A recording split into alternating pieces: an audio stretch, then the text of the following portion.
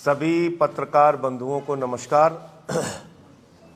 आज़ादी के आंदोलन से लेके परिवर्तन की कोई भी लड़ाई पूरी दुनिया में लड़ी गई तो उसमें गीतों का एक बहुत बड़ा रोल रहा। गीतों के जरिए अपनी बात पहुंचाने का एक बड़ा ही अच्छा तरीका समय समय पर आंदोलनों ने इस्तेमाल किया है। मुझे याद है लोकनायक जयप्रकाश नारायण के आंदोलन के गीत आज तक हम लोगों को गाने और सुनने को मिलते हैं। अन्ना जी के आंदोलन में हम लोगों ने तमाम गीत इस्तेमाल किया उसका लोगों तक अपनी बात पहुंचाने का।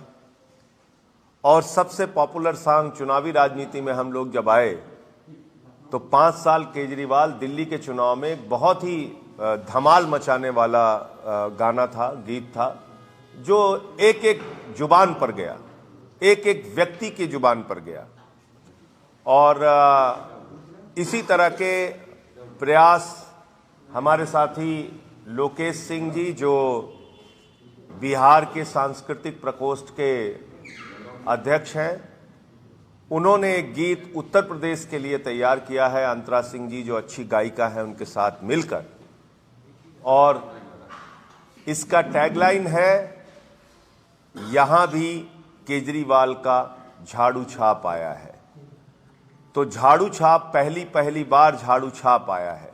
ये गीत उत्तर प्रदेश में आम आदमी पार्टी अपने चुनावी गीत के रूप में अपने संदेश पहुंचाने के लिए, और आप इस गीत को सुनेंगे तो इसमें बिजली की बात, शिक्षा की बात, बेरोजगारी भत्ता की बात, 1000 रुपये माताओं बहनों के लिए महीने जो देने की योजना है उसकी बात, उन तमाम योजनाओं की बात इस गीत में है।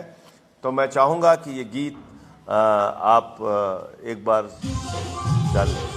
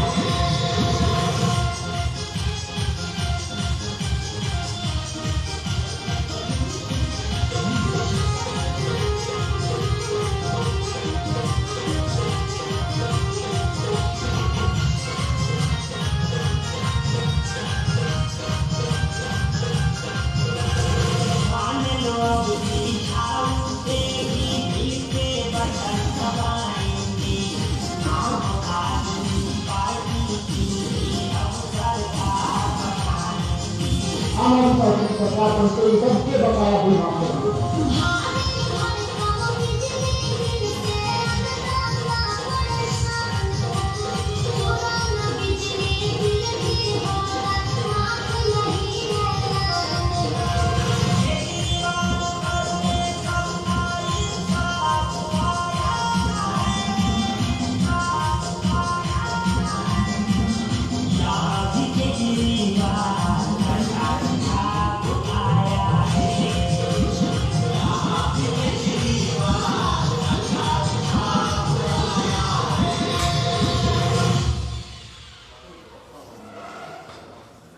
तो उम्मीद करता हूँ ये गाना बहुत पसंद आया होगा आप लोगों को। तो ये हमारा कैंपेन सॉन्ग है उत्तर प्रदेश के चुनावी अभियान के लिए, और ये गीत आज हमारे 403 विधानसभाओं में पहुंच जाएगा। डोर टू डोर कैंपेनिंग करने वाले हमारे जितने भी टीम हैं उन तक पहुंच जाएगा। हर विधानसभा में न्यूनतम हमने 20 टीमें बनाई हैं, और व्हाट्सएप पे ये सॉन्ग लोगों तक पहुंचेगा, फेसबुक के जरिए ये सॉन्ग लोगों तक पहुंचेगा, ट्विटर के जरिए, जितने भी माध्यम वर्चुअल माध्यम है, सोशल मीडिया के माध्यम है, उसके जरिए ये गीत हम उत्तर प्रदेश की जनता तक पहुंचाने का काम करेंगे। और ये गीत सिर्फ गीत नहीं है, इस गीत में हमारा संदेश है, हमारे मुद्दे हैं, केजरीवाल जी की गारंटी और वादा है। तो आज इसी के लिए आपसे वार्ता करने के लिए आज की प्रेस कॉन्फ्रेंस बुलाई गई थी। आपका कोई प्रश्न हो तो आप पूछ सकते हैं। आगे भी कोई और कैंपेन के लिए गाने तरीके से आएंगे? ये लोकेश जी बताएंगे। इनकी अब नहीं, पहले तो ये अभी आज इन्होंने लॉन्च किया है, और आगे लोकेश जी बताएंगे। लोकेश जी इधर आइए। सर, उत्तर प्रदेश की राजनीति में बड़ी उथल-पुथल मची हुई है, भगदड़ मची है, एक दल से दूसरे दल में जा रही है। पहले लोकेश जी की बात हो जाए, फिर बता दें। अगला गीत भी है, एक गीत बना है कि सुबह सवेरे घर से निकल के लाइन में लग जाएंगे, झांसे में नहीं आएंगे, झाड़ू पर बटन दबाएंगे। ठीक है, ये गीत आ रहा है। ये खुलासा इन्होंने कर दिया। और पूर्वांचल के लोगों के लिए भी एक गीत बना है, जो मतलब निर्माण हो चुका है, उस पर भी काम चल रहा है। सारा सिस्टम में आ जाई सुधार, जब बनी आम आदमी के सरकार। उनसे पूछे एक बार, जे बात दिल्ली में तुहार, वो बताइए केजरीवाल के विचार। यूपी मांगे केजरीवाल, सारा सिस्टम में आ जाई सुधार, जब बनी आम आदमी के सरकार। तो ये लोकेश जी को मैं हृदय से आम आदमी पार्टी उत्तर प्रदेश की इकाई की ओर से बधाई देना चाहता हूं, और गायिका अंतरा सिंह जी को, जिन्होंने बहुत ही अच्छे ढंग से ये सॉन्ग उत्तर प्रदेश के लिए समर्पित किया है, उत्तर प्रदेश के चुनाव के लिए समर्पित किया है। अब आम आदमी पार्टी के कार्यकर्ताओं की जिम्मेदारी है कि इस गाने के संदेश को हम एक एक घर में पहुंचाने का काम करेंगे। बहुत बहुत धन्यवाद। आपका कुछ प्रश्न था जी?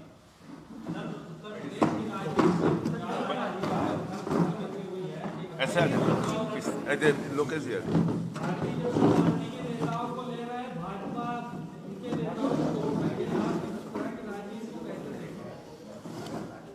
देखिए, मुझे लगता है कि जो भी व्यक्ति आए उसकी विश्वसनीयता होनी चाहिए, उसकी क्रेडिबिलिटी होनी चाहिए, समाज के लिए उसने क्या अपना योगदान दिया है वो जरूर परखा जाना चाहिए। बाकी चुनाव के समय में इस तरह की उथल पुथल कोई नई चीज़ नहीं है।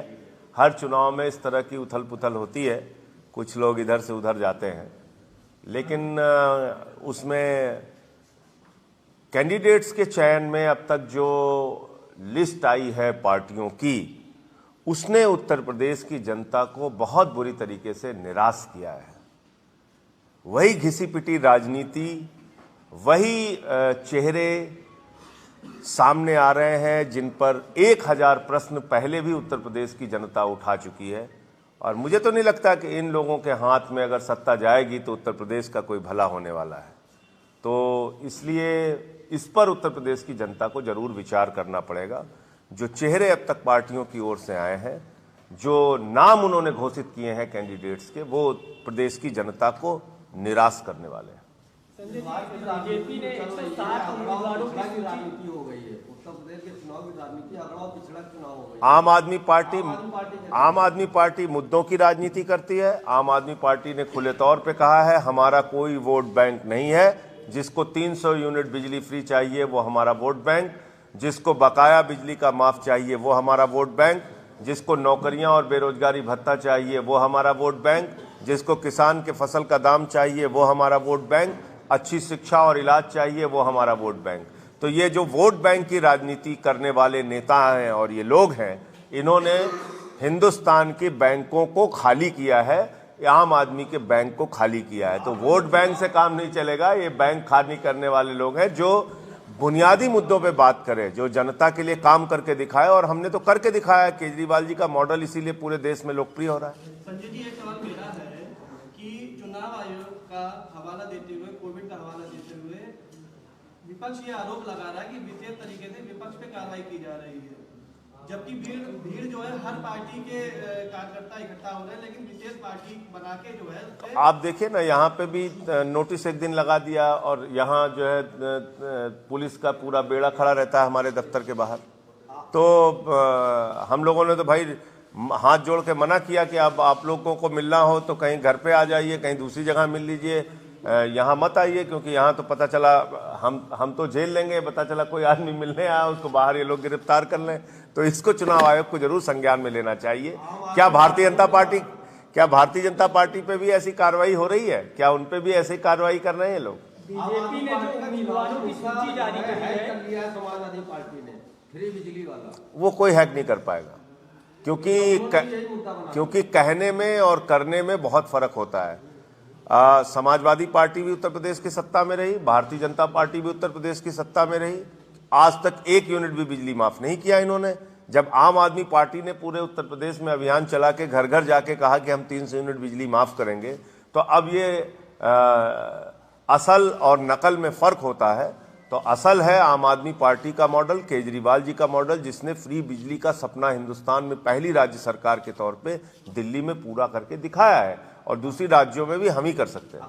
बीजेपी ने जो सूची जारी करी है उसमें एक भी मुस्लिम कैंडिडेट का नाम नहीं सामने आया है, तो क्या ये माना जाए कि भारतीय जनता पार्टी हिंदुत्ववाद की राजनीति करना पसंद कर रही है? उनका तो नारा सबका साथ सबका विकास है। उनसे पूछिए कि अपना नारा बदले, वो नारा क्यों देते हैं ऐसा।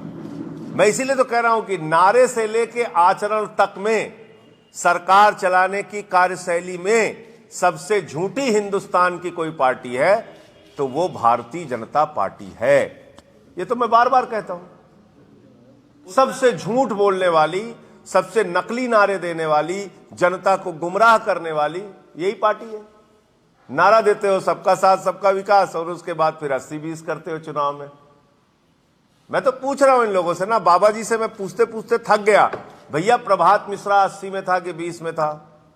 खुशी दुबे 80 में है कि 20 में है? इंद्रकांत त्रिपाठी 80 में थे कि 20 में थे? निवेंद्र मिश्रा 80 में थे कि 20 में थे? हाथरस की बेटी 80 में थी कि 20 में थी? जयप्रकाश पाल बलिया वाले 80 में थे कि 20 में थे? संजीत यादव 80 में थे कि 20 में थे?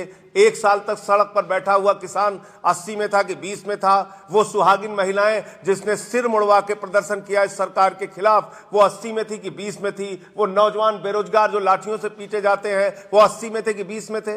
ये चुनाव के समय में नफरत फैलाने का ठेका ले रखा है इन लोगों ने। इसलिए इन लोगों से सावधान रहना चाहिए। वो बरेली में एक ममीरे का सुरमा बिकता है, इसमें लिखा रहता है नक्कालों से सावधान। इन नक्कालों से सावधान रहने की जरूरत है। ये उत्तर प्रदेश को तोड़ने वाले, बांटने वाले, नफरत फैलाने वाले, समाज को खंडित करने वाले लोग हैं। झूठे नारे देते हैं ये। सबका साथ सबका विकास, लिस्ट आएगी तो उसमें अपराधियों का साथ अपराधियों का विकास, यही हो रहा है। सारी लिस्ट उठा के देख लीजिए सारी पार्टियों की। कौन उपयोगी होगा इस बार? एक सवाल ये है, क्योंकि मोदी जी तो कह गए यूपी, बाबा जी तो अनुपयोगी साबित हो गए ना। बाबा जी अनुपयोगी साबित हो चुके हैं 5 साल में। बाबा जी को अब उपयोगी बताने से दुरुपयोगी हो जाएगी बीजेपी। संजय जी, एक क्वेश्चन यहाँ से ये है कि अखिलेश यादव जी ने ये कहा है कि अब किसी पार्टी के, खासतौर पे बीजेपी में उन्होंने तंज करता है कि हम उनके विधायक या जो बदल रहे हैं दल, हम नहीं उनको अपने में शामिल करेंगे। तो क्या आपकी पार्टी में जगह है उन लोगों की? मैं सपा, कांग्रेस या भाजपा उनके विधायक टिकट नहीं पा सकते। तमाम लोग दूसरी पार्टियों में ज्वाइन कर रहे हैं। हमारा तो एक पैमाना है ना, हमने तो अपना तय कर लिया है कि भाई हम ऐसे लोगों को कैंडिडेट बनाएंगे जो योग्य प्रत्याशी होंगे, जिसके चेहरे को हम जनता के सामने रख सकें और इसीलिए आपने देखा होगा कल की सूची में 8 PhD, 8 MBA, 7 engineer, 4 doctor, 39 graduate, 38 post graduate. तो डॉक्टर, इंजीनियर, पीएचडी, एमबीए पढ़े लिखे लोगों को हम मौका दे रहे हैं। अब बाकी जिम्मेदारी उत्तर प्रदेश की जनता की है कि वो किस प्रकार से, लेकिन गठबंधन नहीं हो पाया। बिना गठबंधन के ये 3 सीटों पर चुनाव लड़ने जा रहे हैं। ये हर प्रेस कॉन्फ्रेंस कर का, पाएंगे कि नहीं कर पाएंगे उत्तर प्रदेश की जनता को? देखिए मुझे लगता है ये हर प्रेस कॉन्फ्रेंस का एक सवाल रहता है। मैं इस चीज को पहले भी कह चुका हूं कि गठबंधन की दिशा में न कोई बात आगे बढ़ी, न बताने लायक कुछ है। इसलिए 403 सीटों पे आम आदमी पार्टी चुनाव लड़ रही मजबूती से। 150 का हम ऐलान कर चुके हैं और अच्छे उम्मीदवार बाकी सीटों पर भी आपको देंगे।